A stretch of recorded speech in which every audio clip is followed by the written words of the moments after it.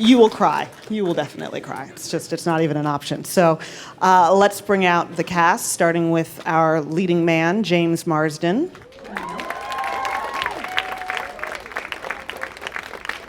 And his leading lady, Michelle Monaghan. And playing the younger version of Michelle, Liana Liberato. And finally, the man we have to thank for all the rain and all the kisses and all the heartbreak, author Nicholas Sparks.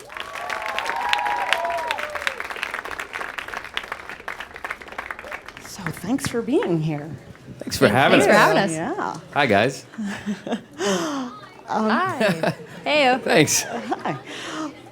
So I'm just going to right off the bat say that I took an informal Twitter poll this afternoon, and what I tweeted was to go back to, you are the only Sparks veteran making a reappearance in a Nicholas Sparks film. Everybody might remember that James played Lon in The Notebook, Rachel McAdams' other option, and I tweeted... Smattering of applause. Well, I will tell you, I tweeted, am I the only one who thought that Allie would have been really happy with Lon? And overwhelmingly, people are leaping in to say that absolutely, yes, Lon was really a very, very viable option. So my question to you is, how does it feel to finally be the main man, the guy who gets the girl, more than viable, the winner? It's good. That's a pretty polarizing comment about Lon being the guy, because I run into the complete opposite, which is, you're the jerk from The Notebook. The jerk? You basically say, I know you slept with your first love, but it's okay, I'll still marry you. Who does that? I thought he was a very good guy, and Nicholas and the director, Nick Cassavetes, were both like, look, let's make this guy as great as possible, and let's make the audience feel like had she met him first, that could work out. But obviously it wasn't necessarily planned that way, but it made it more complicated. But it's great to come back again, and like I said, every decade I try to get myself in one of Nicholas's movies. It's a great thing for a career. But I feel blessed and grateful to be a part of this one, especially with this remarkable cast. Yeah. Mr. Sparks, I have to say, this film doesn't even hesitate to go straight for the heart. I mean, there's multiple opportunities to start sobbing hysterically. Yeah, I love this film, right? I think it's great because I think it appeals to, I guess, it appeals to a lot of different people. You get the passion of that first love, which was played so beautifully by Liana and Luke. And their performance, to me, really captures just that, the overwhelming intensity, the newness, the rawness of the emotion, just the power of this is so strong, I believe, that anything in the world is possible. And I thought that they did that so beautifully. And then, of course, you go 20 years, and, I was in my 40s when I wrote this, and I'm like, it ain't always so easy. Life gets in the way. Love is wonderful, and it's great, and it makes the world go round. But at the same time, if you have that chance to maybe do it all over again or take this second chance, sometimes life gets in the way. And I thought that was just an amazing performance by James and Michelle. And they had a really hard role to play where Liana got to show a lot of vibrancy and energy. They both had to do the same kind of intensity, but with much smaller actions, just in the way it was really, really an incredible performance by James and Michelle. And it's a very subtle performance, and I thought Michael Hoffman, the director, did an amazing job of drawing that out of them, because it's a lot harder to do than it looks like on screen. Yeah, That's all I can say. I think we have a clip, actually, of the first scene where James and Michelle see each other again after 21 years, as you're always pointing out in the film. Not 20, 21 years. You don't have to age us anymore. Do we have that clip? A little bit of tension there. Just a little bit. On purpose. So that obviously they're reunited after 21 years, and it was an interesting thing to do this with Michelle. She's such a wonderful actress, but these characters carry a lot of regret, and there's a very careful dance with one another, very measured, and they just are careful with each other at the beginning of the movie, and then it sort of unfolds after that. Yeah, Michelle, you didn't ask me a question. I just started talking. No, but thank you. No, could you do that? Just keep doing that. I might just keep doing that. Please, absolutely do that, because that just makes my life so much easier. Michelle, you're playing a mom in this film, and really, you are you're tortured at every turn. I mean, you've got multiple issues to deal with in this film. It goes beyond just the typical Sparksian. What do we Sparksian, Sparks-esque, Sure. Sparksovian? Sure. Gotta have a little conflict, right? What's the adjective for you?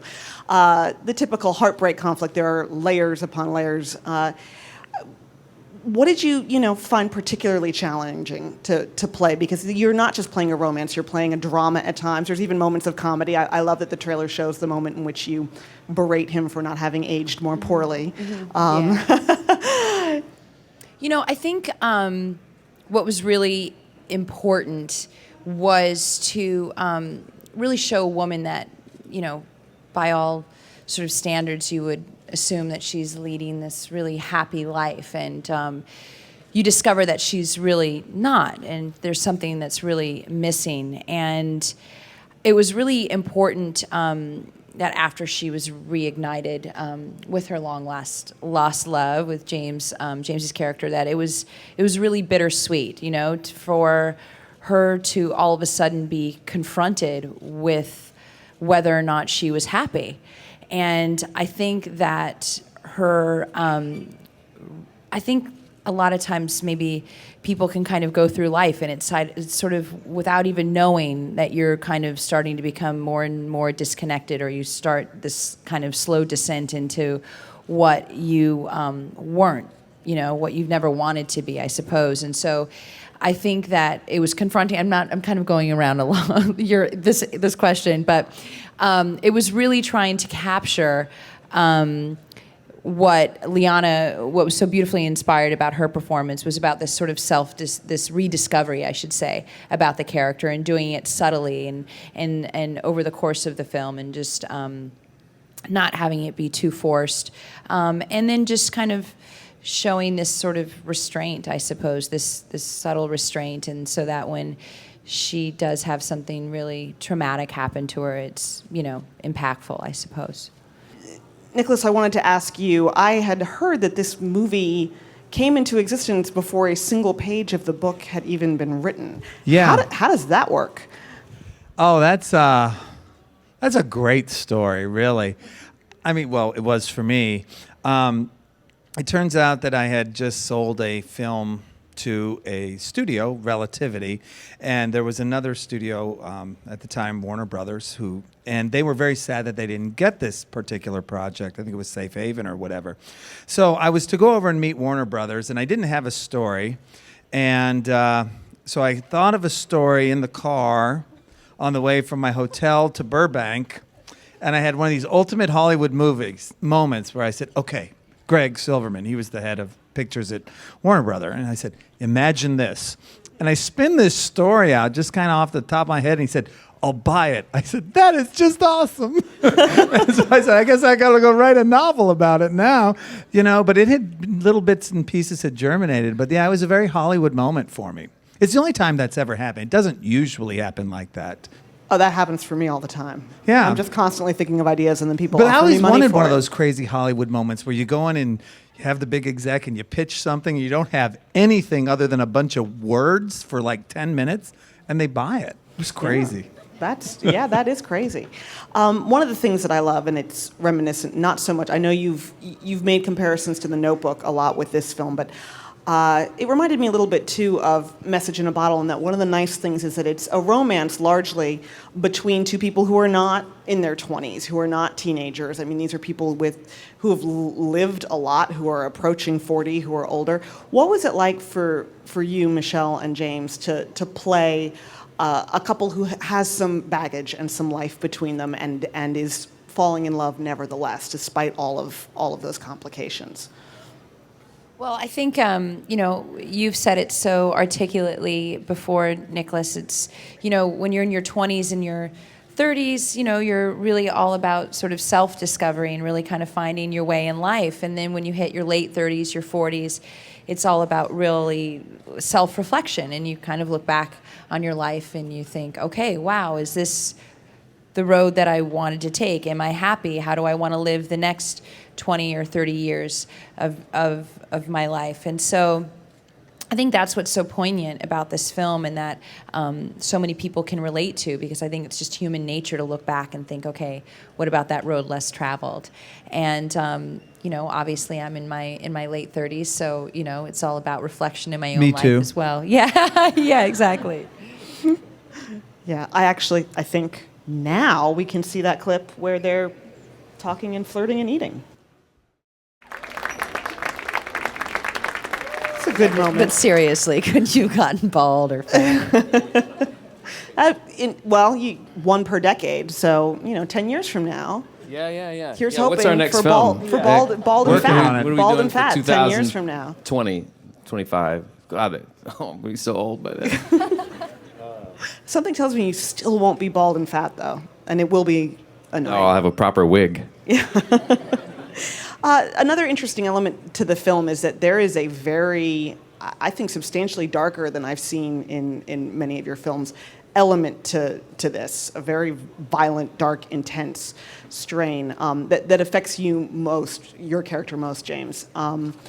Was that a surprise for you to see? Was it a surprise for you to write? Did you feel yourself going to, at any point, like, wow, this is a lot heavier than what I normally deal with?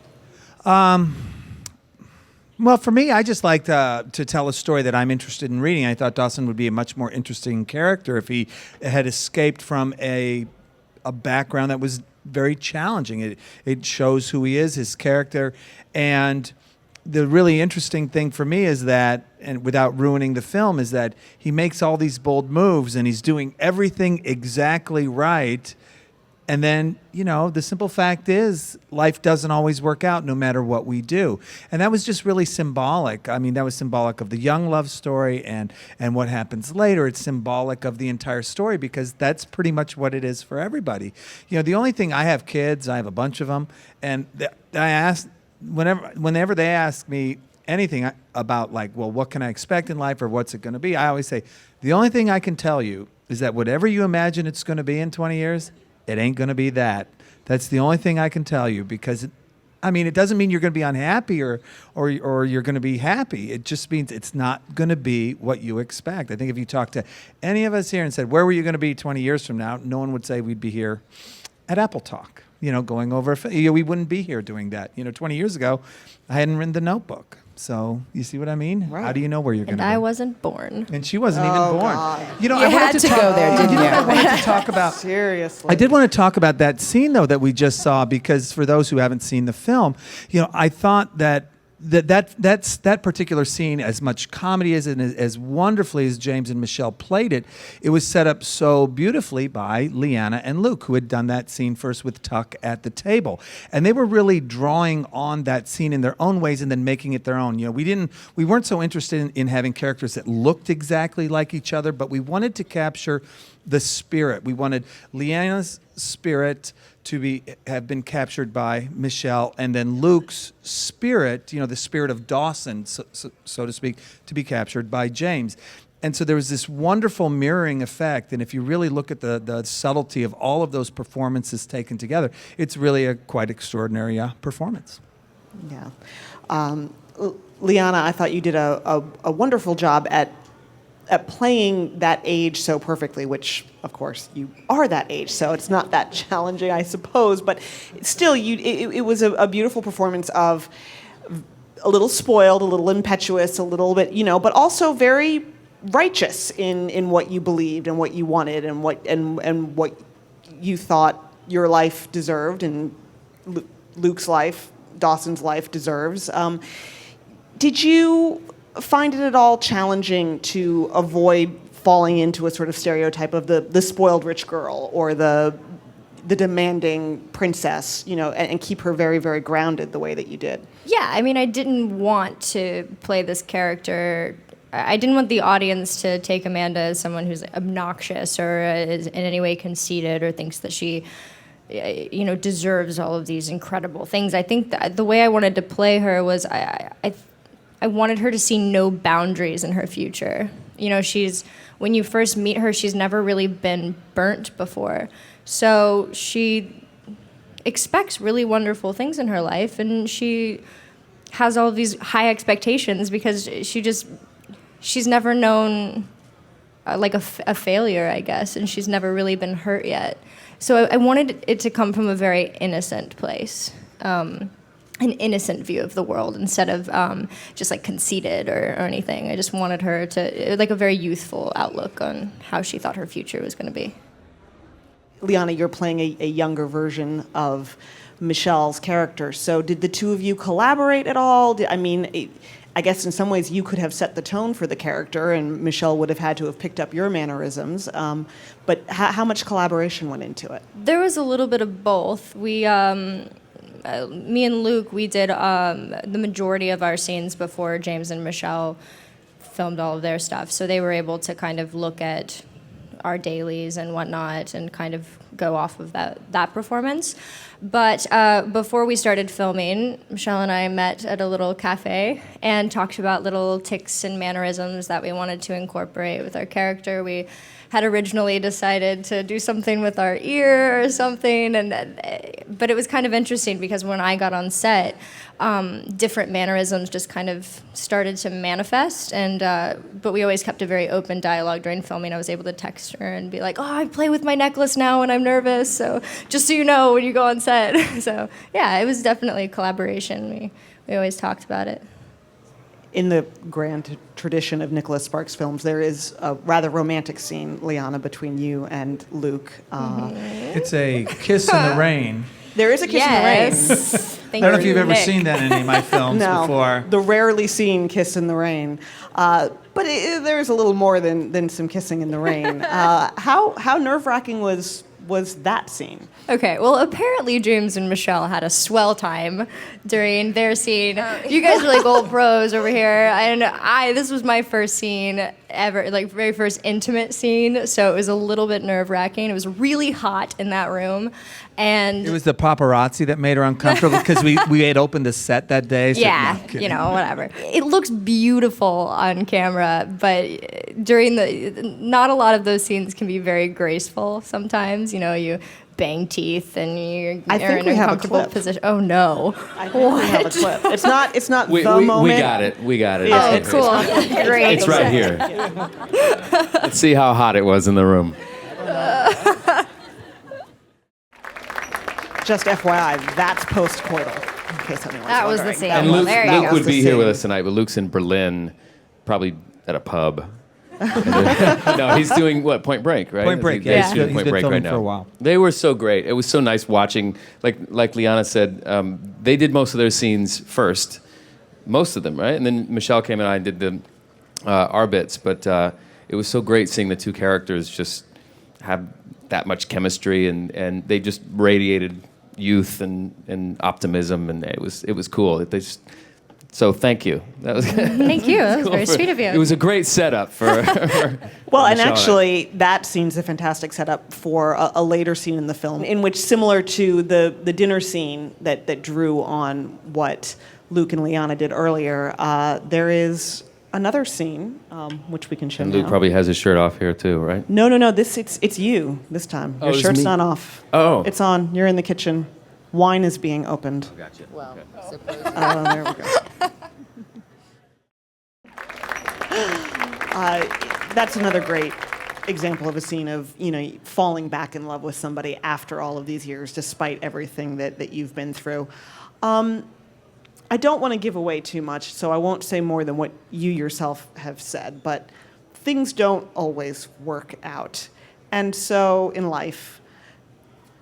And so I'm just wondering, the Notebook, yes, they both crawl into bed together and die. I will give you that. But it ostensibly has a In the happy movie, ending. not the novel.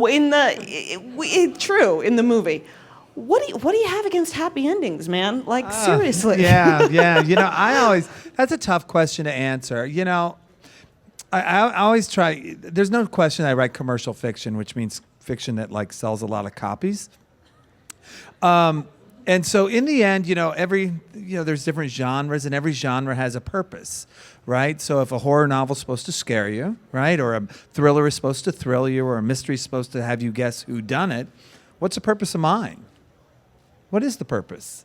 Well, the purpose is, as I've always seen, is to really move the reader, or if we're making a film, the viewer through all of the emotions of life, because that way they felt as if they've actually lived someone else's life during the period of time they were engaged in this story. And by doing so, there's a richness there because you're able to totally escape into this world. Now, if you start eliminating some of the major emotions of life, well, all of a sudden it doesn't have the same resonance. It feels like a fantasy, almost a fable.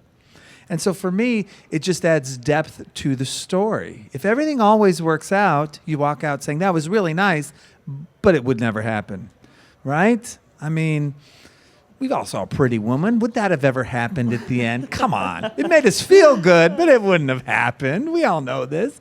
But it made us feel good, but it wasn't real. Whereas something like The Best of Me will stick with you because you'll say that I lived the life of those characters. I have been Michelle playing Amanda. I've been Liana playing Amanda. I've been James playing Dawson and Luke. I've been all these moments where I know people who've done these, and it feels real, and it brings back my own memories and makes them come alive too. So that's what I've always thought. So I just try to capture all the emotions. I mean, look, they were mad in there. They were frustrated, confused, lost. They were sad. They were lonely. They were everything. And if you just eliminate sadness, again. That's what you're great at, though, too, by the way, which is, to me, this movie, like, the young Amanda and Dawson, everyone remembers their first love. Nobody ever forgets it. It's because it's the first time you've ever felt that spectrum of emotion, from heartache to elation to, to joy, all of that for the very first time. So it feels that much more important, that much more, it's just that much bigger.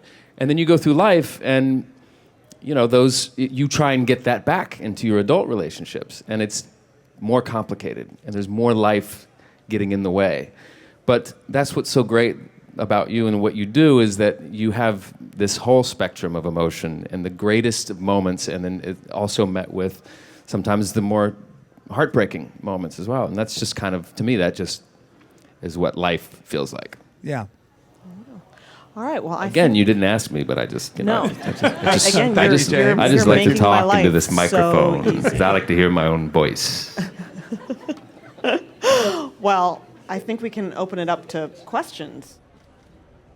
So have the two of you ever run into a first love or an early love that you ran into later? Not expecting to fall in love again, but and I guess you don't have that option right now. Yeah.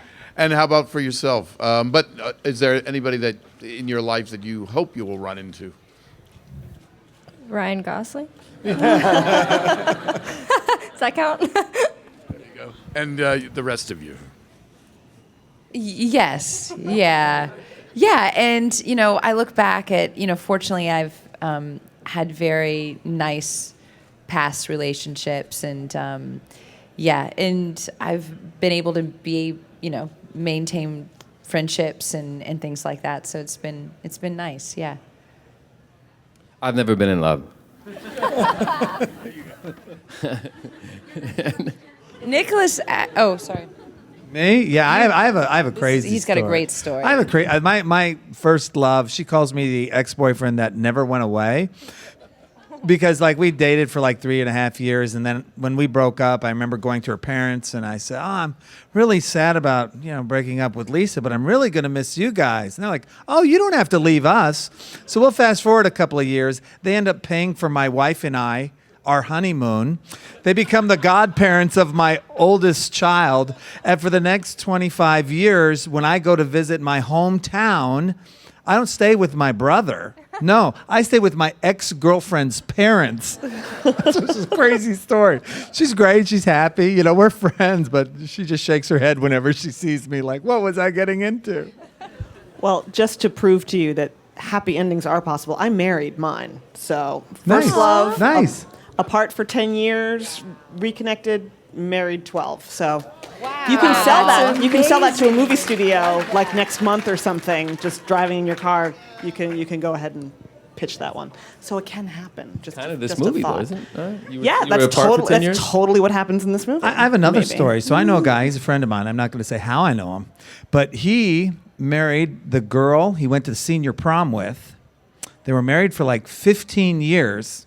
They get divorced, and he marries the girl he went to junior prom with, and they're still married. How's that? Right? That could I'm be guessing another it's a film pretty right small there. town. Yeah. Look, we have Very all the small gossip, town. my friend. We got it man. all. All right. That's next- going to go in one of your books for sure. Of course.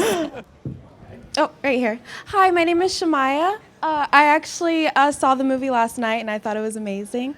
And my question is for Liana.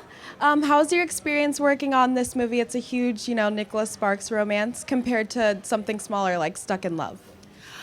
I mean, both definitely have their perks. Going into this film, there was a lot of pressure, I think, just because people already have such high expectations for these films, and obviously you're bringing this character, this like very beloved character, to life. So obviously you want to please the readers and make sure that they're happy. But it was also so gratifying because I've never really done something of this caliber before. So it was really exciting and kind of scary. It was very uncharted territories, and I really kind of like that kind of stuff. I like to scare myself a little bit and wonder if I'm doing something right or wrong, and it's fun. I like to, keep things kind of in the dark, so I guess. But yeah, it was really, really fun, and this was one of the most gratifying experiences I've ever had in a film, so hopefully. Will you put me in another? Maybe with James? 10 years from now. 10 years from now. When he's bald, We'll let but you with know. a wig.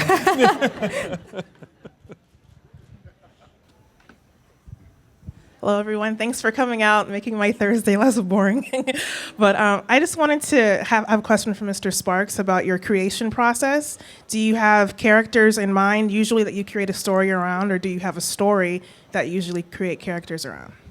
It varies from story to story. And usually I think when people think of inspiration, they think that it comes out in one big fell swoop. It usually starts with an idea. Like I said, I've been pondering the idea of this second chance, the what if questions in the 40s, and then I kind of came up with this story in the car. So it starts with this little idea, and then you just build out from it. And so that initial idea can be very small. It could be someone that the choice, that was really originally inspired by my brother. I really, as a character. It might be an image. I had an image of a Marine finding a photograph in the sand. Well, that eventually became the lucky one. It could be a theme, danger. It eventually became safe haven. It could be my wife's grandparents. That became the Notebook. So it starts with a little idea, and then you build everything onto it. That some of it's inspiration, some of it just seems like, I did a character like that before, so I don't want to use that kind of character. I'll trade that out. So some of it's choices and rational, some of it is inspiration. And then once you start writing, things just come to you as you go, and the characters begin to develop their own voice. And that's really the hardest part of the creative process, but I think the most important is finding the voice. And it's what they all have to do when they get in front of the camera. They have to inhabit these characters at that point in time. It's the same thing when I'm writing. I have to get in there and be that person at that time, and it's not always easy, and it's not always the person that you are, and that's what makes it challenging. Hi, Michelle. Hi, Liana. Good seeing you again. But this question's actually for James. James, for X-Men and Superman Returns, what was Brandon Routh, Ian McKellen, Hugh Jackman, Patrick Stewart, and Tristan LeBue like from your point of view? Ian McKellen, Patrick Stewart, Brandon Routh, all wonderful, wonderful actors. I was mentioning Superman Returns and the X-Men franchise. I've been really grateful to work with spectacular, really gifted talents, and you named a good group of them. And actors like Ian McKellen and Patrick Stewart, and these classically trained stage actors, you can always learn so much from. So I was just a sponge on set and learning as much as I could from all of them. And those were great movies to be a part of, and it became a very close family over the course of 10 years. Hi. With the way that the Notebook ended in the movie versus the book, do you think you could ever make The Wedding a movie? We think about it. We talk about it. We sometimes wonder if it might be better as a television miniseries of some sort or something like that. We haven't decided. I have right now a whole spate of movies coming, so I have to kind of I guess, take a pause, right? Just slow them down a little bit. So I never say never. I never thought I'd write a sequel to The Notebook. I did. So I've learned never to say never. So maybe. Have you written a book here tonight in your head? I'm working on one. Called The Genius Bar? Yeah. We're a prolific author on stage and gets challenged by a beautiful woman in the crowd. You can have it. My question's for Liana. I saw in one of your interviews that you often don't read the book before you get the role. Did you wait to read The Best of Me? And what is your reasoning behind waiting? Honestly, the only reason why I don't read them before getting the film is because I don't want to read it and then fall in love with it and then not get it, because that would suck. So, and also just while I'm filming, I like to keep everything pretty fresh. So while we were filming Best of Me, I was every night going home and reading each chapter of Best of Me and making notes and whatnot. But most of the book has just like the present day Amanda and Dawson, but they would refer back to the younger selves. So I was able to make a lot of notes and stuff. So. Hi, I just want to say, Nicholas, thank you for writing such incredible books. I've enjoyed all of them. Thank you. And I just want to start off asking a question to James. Are you single? That's fantastic. I currently am single, yes. Awesome. But thank you for asking. That Yes, sounds like I'm- the start of a book, right there. Yeah, that's a good start right there. You always have to have these interesting ways they backfired meet. on me, or it was the greatest thing to ever happen to me. I guess this question goes out to all of you guys. What would you say, like when you were on set and filming, did you meet, you guys kind of touched upon like stories from other people that had the same circumstance where they met people they fell in love with and they meet up again. Is there like a story that any of you guys could share that kind of like helped you bring out your role a little bit better? Do you guys have anything? You know, in the end, what I can say about the set is, you know, sets are generally closed, so you kind of get to know the people who work there. There was a wonderful vibe on the set, but this is the kind of story I think that, at least I think everybody could relate to the character they're playing. I mean, James has asked himself the what if questions. What if I'd taken a different road? So has Michelle. And, you know, Liana has had this first love, and that's what makes these films, I think, again, resonate with the viewers. They don't have to talk to 20 people to know what it is to wonder, what if I'd taken a different road in life? Because everyone in this room around this, everyone does this. This is just part of the universal human condition. But that would be my standard answer. Nobody told me. I already told you my friend's story about the senior and the junior prom and stuff. I thought that was pretty good. But did you guys get any of those falling in love again stories? Yeah, I mean, I have a dear friend actually who had a high school sweetheart. I mean, I think they started dating, you know, they were boyfriend, girlfriend like in the 6th grade, and then they dated off and on through high school, and they were, you know, very much in love, and then they went their separate ways, and they somehow reconnected via social media, I think on Facebook. She was single, and he had just gotten divorced. And he said, "Oh, wow, you live in Los Angeles?" And she said, "Yeah." And he goes, "Well, I'm going to be out there next month on a business trip." And they went and had a drink, and now it's like 2 years later, and they're very, very much in love. And, you know, I guess that was very inspiring. You know, it's possible. Okay, well, thank you guys so much for being here. Thank and you. for answering all our questions.